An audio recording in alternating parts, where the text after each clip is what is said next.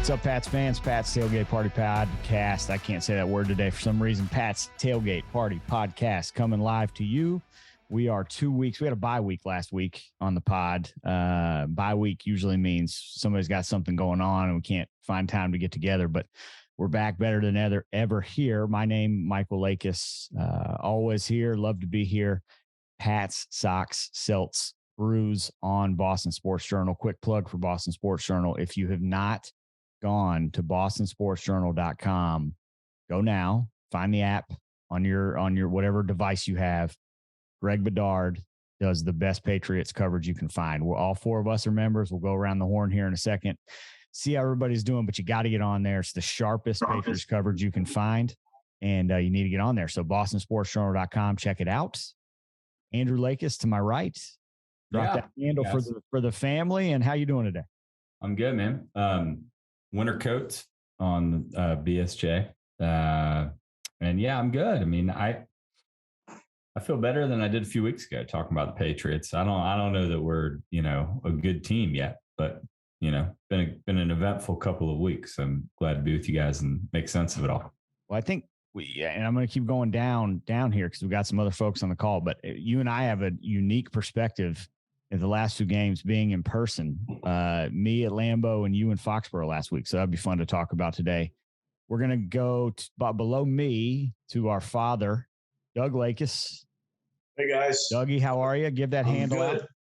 Out. I'm good. Coach Stradamus on BSJ. Hey, spell that. I'm just kidding. No. Really? Did you set him up with it? No, I'm saying it. You don't want me to spell it. How are you, man? You good today? I'm great. Yeah. Awesome, man. And then to your right, Bill Donovan. Bill, how are you? Doing well. Glad to be here again. Bill D, 1954 on with Greg Bedard. Watch. I mean, read it every day, but I don't chime in too often. All right. Well, this is your platform, fellas. That's why you're here, which makes you smarter than everybody else, Bill. That's exactly right. Exactly right, Bill. Exactly right. I haven't chimed in a while. I've been slammed doing stuff, new house and work and stuff. I haven't done it. Doing this, which takes up some time too, which is good. But all right, so we got to dive in. We got two games to break down. We were on a bye week last week. Let's start in Green Bay. We won't spend as much time there because it's not as fresh. I did have the pleasure of going to Lambeau Field for the first time in my life, which was pretty cool. Weird thing about Lambeau is a couple things. I told Andrew this yesterday. One, you're more almost just enjoying being at the stadium, regardless of what's going on the field. That's at least what I thought until the Patriots were leading late in the game. And then it became quickly, yeah, this is great. I've enjoyed my time here, but now we just need to find a way to sneak out a win. We did not. And Patriots lose that game in overtime. It was pretty demoralizing, by the way, when you realize in overtime, you're sitting there at the game and you realize, well, Mason Crosby can either make this kick or we're going to tie. I'm going to leave this stadium watching. Like, there's no chance. It's just kind of a crappy feeling, right? So that game, my takeaway in that game, we'll just kick it around the horn really, really quickly before we move on to last week with Detroit coming into Foxboro. But my takeaway from that game, a few things. One, Bailey Zappi in this first game, not much preparation. Bedard talked about it. They boiled down the offense for him, and he looked pretty good out there for what they wanted him to do. Defensively, they look great against Aaron Rodgers, which I thought was really interesting. Until the fourth quarter. That's right. Until late in the game. And then the other piece is, man, I don't know. I know Bedard talked about it, and from a fan perspective at the game, watching it on TV, man, you got the ball on the Packers 46 in overtime. I was happy they didn't get the ball. Actually, I wanted, because their defense played so well, I wanted them to see if they could get a stop and a field goal. I didn't trust them to go down and score, obviously. So I thought that was, honestly, by the way, too, I thought that was a really stupid call by the Packers to not take, as weird as it sounds, to not take the ball or to not give the Patriots the ball with the third string quarterback, knowing all you need is a field goal. It's a lot of pressure on an offense.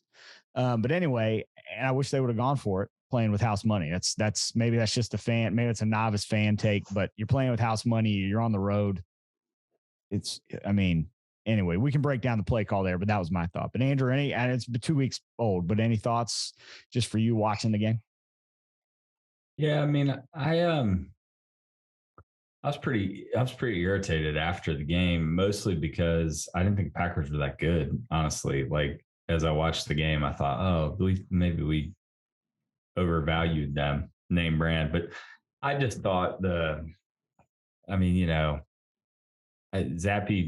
came in, did everything you could have asked of him, honestly, in a week without preparation. And I thought the defense played great. I didn't love play calling in overtime. Yeah.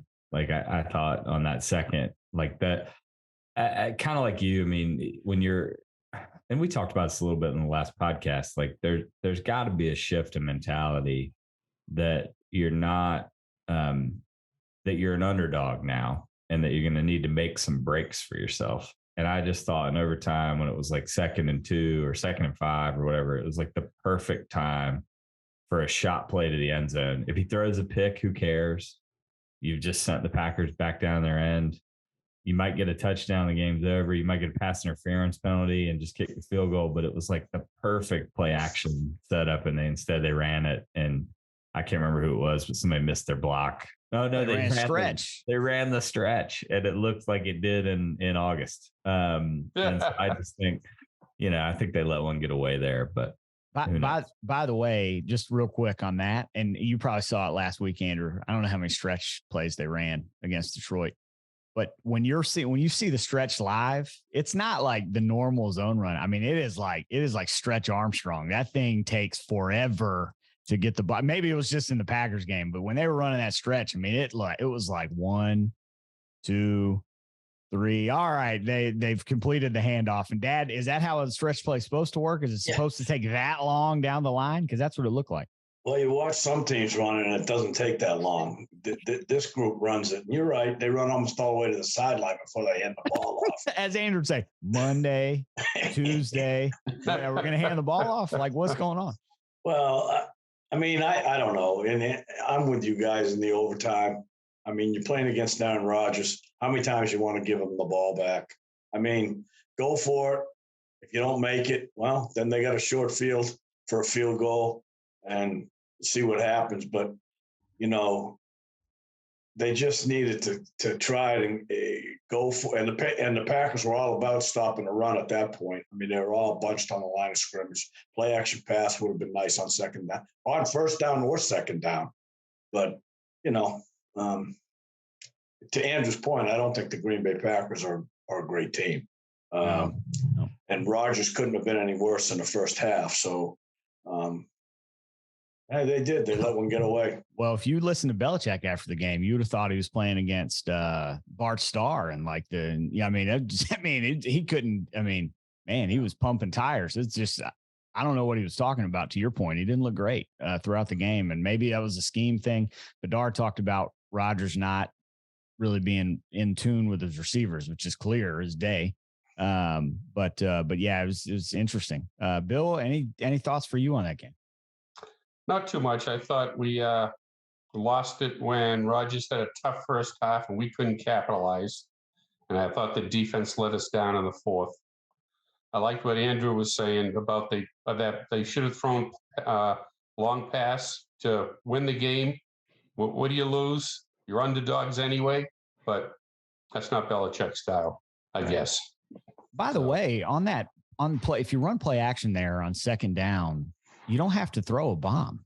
All you need is like 15 yards to have a chance at a decent field goal. Like literally, but that allows you to get 15 to 20 yards, right? Like that's the killer to me is, or you run a screen or you could run a play action screen, which the Patriots have done for years and is an easy play to complete. Like, I don't think they can run screens anymore. At least they haven't been able to this year. They've had a tough time with it. Yep. That's why last 2 years. Andrew, you look like you're thinking about something over there. No, I mean, even if they weren't going to throw it and were overly conservative, I'm also just curious where the stretch play call came from. Like, it's just a weird, like, run it up the middle. You just gotten 5 with hair. I mean, I don't know. I mean, maybe they thought they could break a long one. Like if the Packers run blitz up the middle and you can get outside, but it was just kind of a weird series all around. did they run the stretch? I can't remember. Did they run the stretch to the weak side? Is that to the short side of the field? I can't remember. I feel like Bedard said something about if they ran it to the short side of the field. Yeah, I'm pretty sure they did. They ran it to their offensive left, and I don't know. I don't remember whether that. Well, that's got to be about they don't trust Wynn. I mean, they're not running that to the right side. I mean, I get it, but if you're going to run if you're going to run a 15-yard stretch, you probably want to give yourself a little bit of space. You know what I mean? So the other thing I'll say, and we'll leave that game where it is, and we'll go into Detroit. I will say this, and not saying, Andrew, I think our listenership's grown a bit. You all say like 12, or I think we're up to 40. I don't know the percentage. Yeah, I think so. Maybe I'm shooting high. I don't know if because I nailed the pick in week 2, baby. That's right. So I don't know if there's probably not many Packers fans that listen to the show.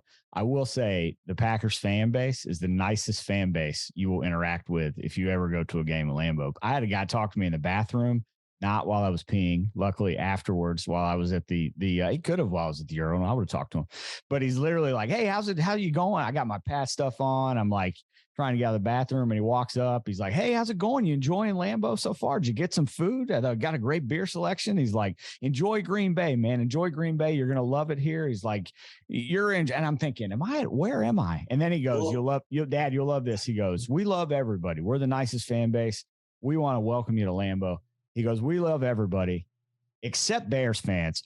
F those mother effers." And I literally I lost it. It was that's a much different greeting than I got when I went to Heinz Field to watch the Pats and the Steelers play. Trust me. Well, let's speaking of fan bases, let's kick it over to the game this week. Because Andrew, you were in Foxboro. Believe the kiddos got their first Foxboro experience. How was it like in there, man? What was it like in Foxboro this weekend? Much different game, by the way, much different result. But what was it like? Yeah, it was, the beautiful fall New England day, and they were wearing their reds. That's and awesome. All the stadium end zone and midfield and all the pageantry was back to the throwback Pat. And so it was a really cool game to be at. And the defense played lights out, and offense, Ramondre Stevenson, we've been talking about it for weeks, but he showed it right there. He showed that he can be a premier back if he gets the workload. And, I think the big story was, first of all, as a Patriots fan, I'll say about my fellow Patriots season ticket holders, they're not even as nice to Patriots fans as the Green Bay Packers fans are. I had some clowns stand the whole time in front of us. And I was crazy. Oh, come on, just man. and for me, I'm fine, but I had 2 kids with me. Yeah, right. This is just, it's, my 11-year-old, here you go. Take this, Pats fans, whoever, all 41 of you who are listening. Right. My 11-year-old says, "Isn't it just kind of rude to stand in front of people while the game's going on?" I said, "Sure "Son, is. I'm glad you get that." Unfortunately, these people in front of you don't. But the big story of the week was just, if I had a dime for everybody who was chanting Zappy, and my favorite was a guy about 10 rows behind me every Zappy hour. Every drive would just start by saying, "Get happy with Zappy." No. I thought, oh yeah, that's exactly right. Ding. No, we're gonna keep playing that for every joke. Dad, what was yours? Zappy hour? Yeah. Zappy hour. Zappy hour from 1 to 4. That's right. But they man, people are just hoping for the ghost of Tom Brady, I think. It's just not there. That's I got. Well, Bedard was talking a lot about that in his podcast this week. And they asked him straight out, is there a chance that Zappy takes over as a starting quarterback? And he just right away, no. Well, he said it on the post-game show when they were up 29-0. Somebody called in and asked and brought up 2001 and yada, yada. And Bedard cut him off and said, "Hold on a second. He's done a tremendous job for what he's had to do and the preparation he's had. And I'm not taking anything away from the kid. The kid is going to be a lifelong backup in the NFL. He's not going to starting caliber guy." The other thing is, and Andrew, you alluded to this, and I'm not really one that can talk because I'm 5'6". But when he came out there, I was like, whoa, is that he's short, man. Literally, you look at him and it's in person. It's like, whoa, he is. Yeah, they say he is really short. Being generous. Barely. 6'1", not a chance. He's not taller than Russell Wilson. There's no chance he's taller than Russell Wilson. No. Not a chance. But Russell Wilson proves that it can be done. So just to be fair to Bailey. Now we're gonna compare Zappy to Russell Wilson. No, I'm not.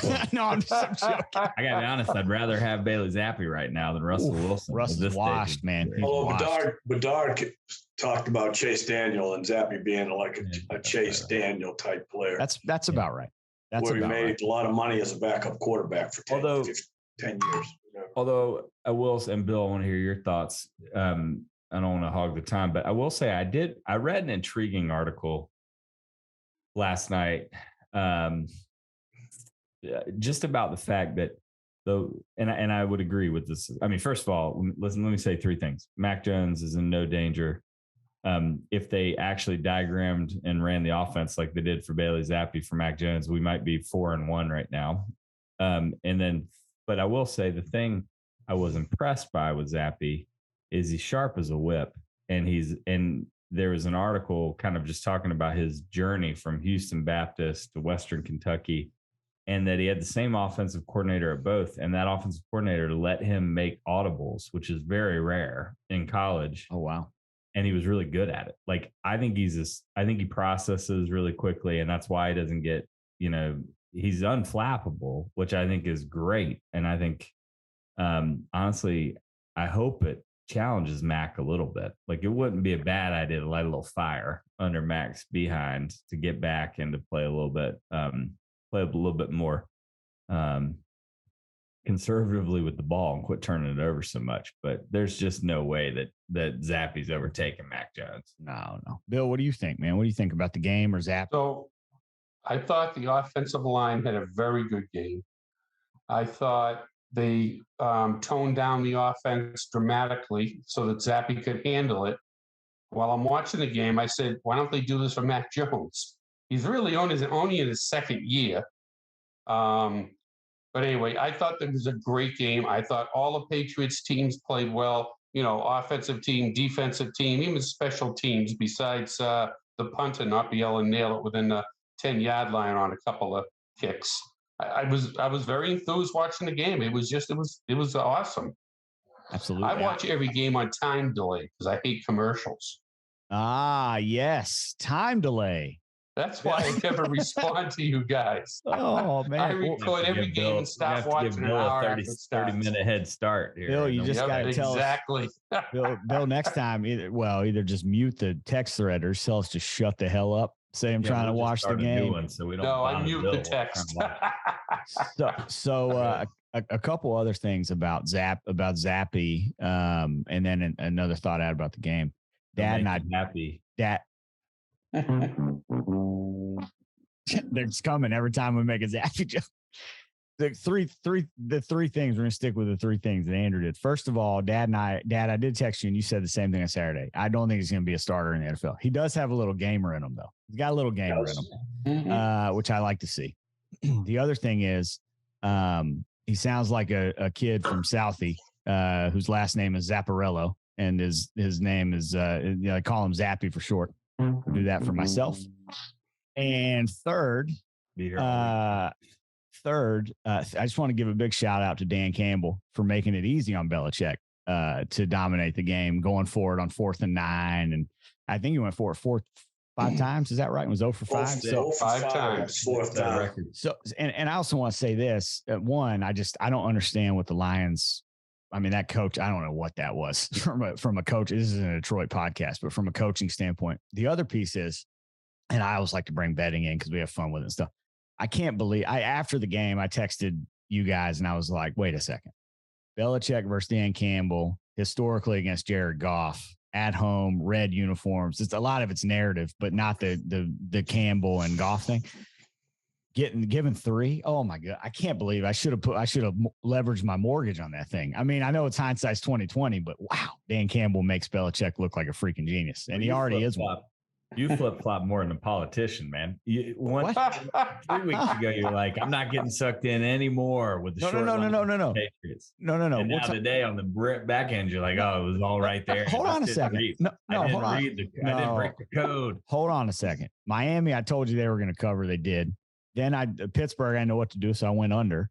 The Packers game, the Ravens game, we all knew that was going to happen. I mean, I can't believe. I mean, I bet the Ravens. They came in and won. The Packers game, if you're giving Belichick 10 points anywhere, I'm going to bet that. And they may lose by 10, but are you kidding me? You're giving me 10 points with Belichick and that defense. And then last week, I didn't touch the game because of what you just said. And then I thought after the game, Dan Campbell, Jared Goff, Belichick's history against them. What am I doing? Like I can't believe it was. I mean, I get zappy and you got a third stringer or whatever, but I don't know. It's just stupid. Anyway, final thoughts on that before we jump into this week or anything going on in Patriots world right now. By the way, it was good to have Duggar back in both of those games. He makes a big difference out there. You can tell, you can see when you see him. I mean, he's flying around the field. Andrew, I don't know if you got to see some great plays. He's flying around the field out there, which is really good. Also, this Jack Jones kid, it may be a baller because the ball is finding his hands. He's definitely a baller. He's a player. He's also he's so athletic. He's a gambler. Yes, he is. He makes great defensive big plays, and he's a ball hawk. And then the next thing you know, he like turns the wrong way on a 3rd and 13, and it's like a 15-yard easy out. But we can work. Yeah, I think he's just young on that. I mean, what I'd say though, learn. And I'd be curious to hear y'all's thoughts. I don't know that this team's going anywhere this year. I don't think we need to over emphasize or value kind of a win over the Lions, who lost their minds, to Mike's point. What I will say though is that and we talked about this a couple weeks ago, I do think the youth movement on defense in particular is working. I mean, they just look faster on the field. They get some pressure. The cornerbacks and the safeties are making plays. Now the linebackers, I don't know what they're going to do there because we're The one in particular, is there a linebacker in particular you're thinking of?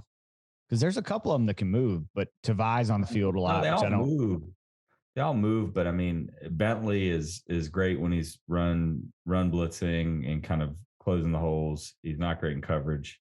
Mac Wilson has just had a really hard adjustment period. He not great in coverage. I mean, he makes some plays, but McMillan was back last week for the first time in a while, and they said, I read this week that he looked pretty good. And Tavai's actually been playing. Tavai might be playing the best out of any of them, which is crazy. A lot of people eating crow about that, myself included. I just think that's the weak spot on the defense. I mean, I think they've got actually depth and speed everywhere else, and I think the linebackers are just so. I'd like to see him go get a linebacker. One of the things that in breaking down the game, and again, like Andrew said, I don't think we can go crazy over shutting out the Detroit Lions. Detroit did get into New England territory a whole bunch of times. I mean, they and to your point, they shot themselves in the foot time after time after time, and they did move the ball. And I just think that the Patriots, as Bedard says, play about 2 or 3 games a year where they're perfect, and it's usually against a weaker opponent. And that's exactly kind of what happens Sunday. I mean, they were defensively, they're outstanding. Especially against the number 1 offense in the league going into Sunday. I mean, the Lions are Lions, and I get the mental breakdowns, but they were still the number 1 offense going into that game. That was my concern going into the game is is some of that a little bit of a, it's only a small sample size and who they played and yada, yada. The reality is you still got to score the points. I mean, they still have playmakers on that offense. The other thing Swift was out, a couple guys were out, but yeah, go ahead, Dan. That I think is real important is they rotated players on Sunday, which is a good thing. The end of last year, the last 5 games of last year, some of those guys were absolutely done. I mean, they were spent from playing every play of every game. And I think that they rotated linebackers. They gave people a rest. And I think that made a big deal. I think that's going to make a big deal, further down the road. And that's what's going to have to happen. They can't have their stars running out of gas, game 15, game 16, game 17. Well, it'd be nice. I mean, to your point, Judon is an absolute freak currently. So if they can keep him if they can make sure the conditioning is right and keep him upright, they'll be good. I still think last year, and it's this hot take and doesn't matter, but nobody ever talks about it. He had COVID. And then when he got done, and then when he was getting over COVID, he wasn't the same player after. And I think that a lot of people were just talking, oh, was he tired? Whatever. It could have been something. I mean, he was wearing the mask on the sideline, and like he clearly wasn't playing well the last few games of the year. So something was off. It'd be nice to see this year if he can maintain, because I mean, he is an animal when he's got on. 14 pressures, and the next closest guy's got 5.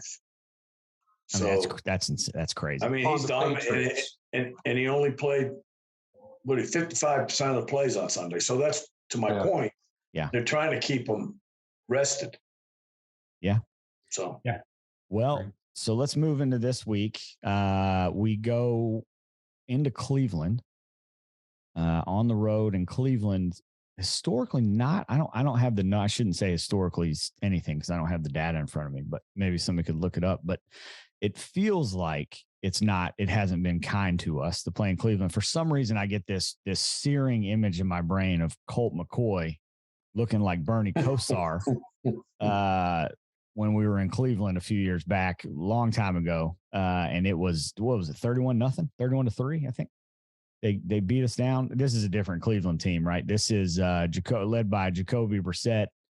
You know what though? I don't know. This game is a few things I worry about. Brissett is serviceable enough to gain yardage and move the ball down the field. I really, though, am interested to see from a fan perspective how the Patriots are going to do against that Cleveland front that's really, really good offensively. And they got 2 backs that are really, really good. In my opinion, I'm not a coach, but if I'm playing in this game, I'm trying to sell out to take that away and make Brissett beat me. I mean, what do you guys say? I mean, I worry up front about guys like, Chubb and Hunter are the real deal, man. And their offensive line's the real deal. So, take away the run and see if Brissett can beat you is kind of how I look at it. But I also, I don't know. I don't know. I don't know what I see in this game. It's a weird game. 2 teams that are just kind of weird right now. What do you guys think? I think Belichick knows Bissett's weaknesses after drafting him and having him. He was with us 3 years. Yeah, but anyway, I thought that's a plus for Patriots. I think Cleveland's offensive line is very strong, but they don't throw it. And I think we just run it, just like we did last week. Same game plan as last week. Run it, play action passes, and that's it. Mac's not going to play this week, right? No way. Yeah, decent chance. They said he's progressed. Really? Oh, man. That'd be the fastest return from a high ankle I've ever heard. He doesn't need to play. Well, he might have got that. He might have got that trapeze or that's it. Trampoline surgery. Trampoline. He went to the circus. Anyway, this is why you should tune into our podcast. By the way, we're inventing new surgeries over here. That's right. Week. That's right. Move over. I think the Browns are going to move the ball, and I just think it's a matter of the Patriots making some plays, which when they're successful on defense, they take the ball away, and they've done that. They're starting to do that again, and the Browns are going to, and the Lions ran the ball with some success. So these 2 guys for the Browns, are really, really good. I'm with you. I think they make Jacoby beat them. Their tight end's really good. I think that's going to be another issue on Sunday. They did take the tight end for the Lions away, and I think Duggar had a lot to do with that. It's another winnable game. They're in a 5 or 6 game stretch where they can win games, but I think it's going to be difficult. I think they're going to have a difficult time Sunday. Yeah, I think on the pod I was listening, they were talking about Bedard was saying this is going to be the make it or break it time where, similar to last year, where they can go on a run and find their way in a playoff position late in the year, and then the schedule gets a lot harder in the back end of the year. I would hope that they would take advantage of this opportunity knowing that there's weaknesses on the team, probably not likely that the team's going to go anywhere in the playoffs, but to have another year where they have a winning season and go to the playoffs, I think this is a prime opportunity. Cleveland favored, by the way, by 2.5. That was 3 originally. It started at 3. Now it's down to 2.5. Probably a little bit of money on the New England side. So go ahead, Bill. Bill, you had a thought? I was just saying Cleveland's home. They're only getting 2.5, right? I'm only giving 2.5. Sorry. I think that puts Pats in favor. Yeah, well, no, I think there's money that's being placed on the Patriots. So the line moved down to 2.5. But this is one of those games I just can't find, and maybe I haven't looked at it enough. It's fair. It's still early, relatively, in the week for football, but I haven't. I mean, Andrew, any X factor or anything you're looking forward to, or anything you see as I mean, we'll do predictions here in a second, but anything? Yeah, I mean, might be a boring game, to be honest with you. If you're a casual fan and not a Patriots fan or a Browns fan, it might not be the most enjoyable game you've ever watched. Yeah, I don't know. I mean, I think said earlier, but just teams that are in kind of strange parts of their season. The Browns are waiting for Brissett for Watson to come in. Patriots are waiting for Jens to get healthy. Defense, both teams lean on the defense and running game.